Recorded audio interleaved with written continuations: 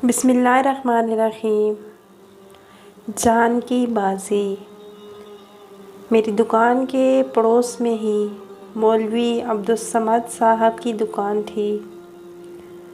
वो पुरानी मोटरसाइकिलें ख़रीदो फ़रोख्त किया करते थे। उनके पास कुर्ब जवार के गांव कस्बों से बहुत सारे लोग ख़रीदो फ़रोख्त के लिए आया करते थे।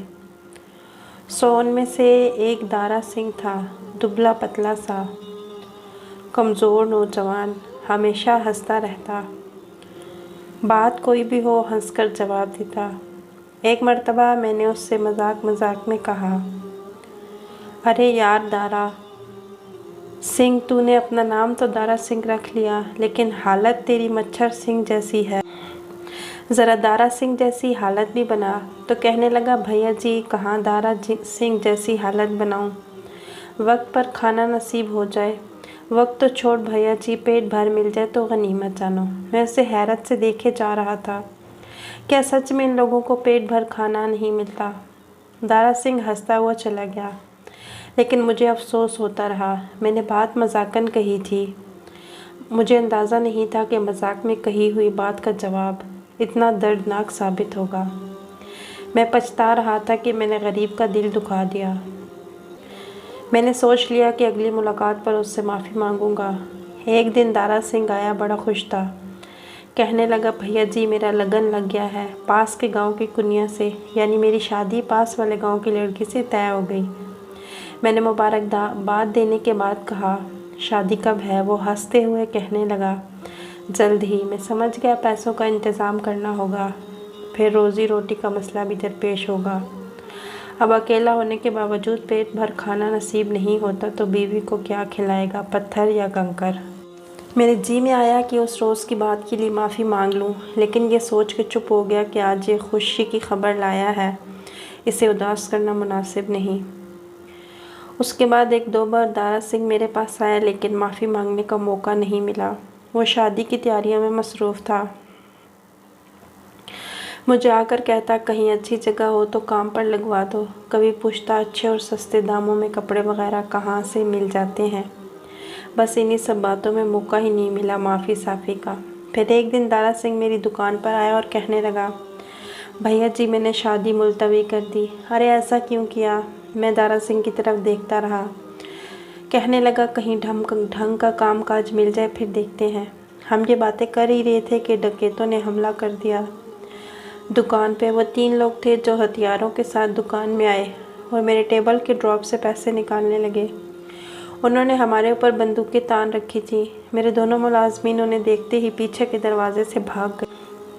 वो लोग जब पैसे ले जाने लगे तो जैसे ही पीछे मुड़े, दारा सिंह ने एकदम से उन पर छलांग लगा दी। वो इस हमले से बौखला गए। अचानक दारा सिंह ने उस बंदे को दबोच लिया जिसके पास पैसों की थैली थी, लेकिन जो दूसरा बंदा था उसने बौखलाहट में दारा सिंह पर चाकू से हमला कर दिया। यह मंजर देखते ही मैं उस चाकू वाले बंदे पर कूद पड़ा।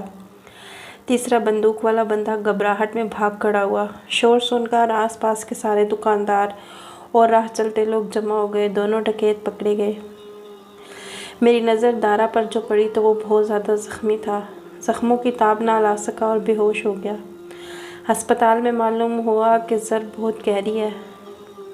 चाकू काफ़ी अंदर तक धंस गया था। अगर अगली सुबह तक दारा सिंह को होश आ गया तो ख़तरा टल जाएगा, वरना कोई उम्मीद नहीं थी।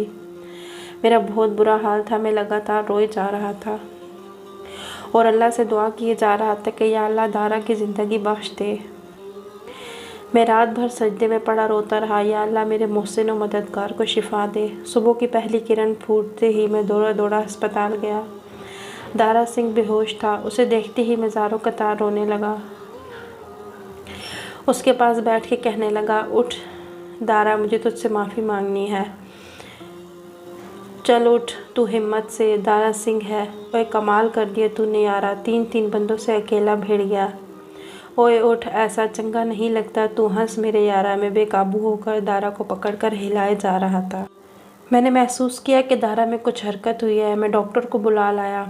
थोड़ी देर के बाद नर्स आई और कहने लगी, जनाब आपके मरीज़ को होश आ गया है। इतना सुनते ही मैं बदहवासी में दारा के कमरे की जानिब दौड़ पड़ा। दारा पलंग पर पड़ा मुस्कुरा रहा था। उसे देखते ही मैंने मसनूई गुस्से से कहा, क्या ज़रूरत थी इतने से पैसों के लिए अपनी जान दांव पर लगाने की। वो अपने मखसूस अंदाज में हंसते हुए बोला, भैया जी आपकी इतनी मेहनत की कमाई ऐसे कैसे ले जाने देता। मेरी आंखों से आंसुओं का सैलाब उमड़ पड़ा। मैंने रोते हुए उसके सर पर हाथ फेरते हुए कहा, ओए दारा तूने किससे पूछकर अपनी शादी मुलतवी कर दी। चल जल्दी ठीक हो जा, मैं करवाता हूँ तेरी शादी उसी पास के गांव वाली लड़की से। रही बात काम की तो मेरी दुकान पर अब से तू काम पर मामूर है। ये सुनकर वो खुशी से बोला, क्या सच भैया जी। मैंने इस बात में गर्दन हिला दी और सोचने लगा कि काश पहले से ही दारा को नौकरी दे देता तो कितना अच्छा होता। इसकी शादी भी मुलतवी नहीं होती और उन डरपोक मुलाजमिन से छुटकारा भी मिल जाता जो मुसीबत के वक्त मुझे छोड़कर भाग गए थे। और ये बंदा मेरे लिए अपनी जान की बाजी लगा गया था।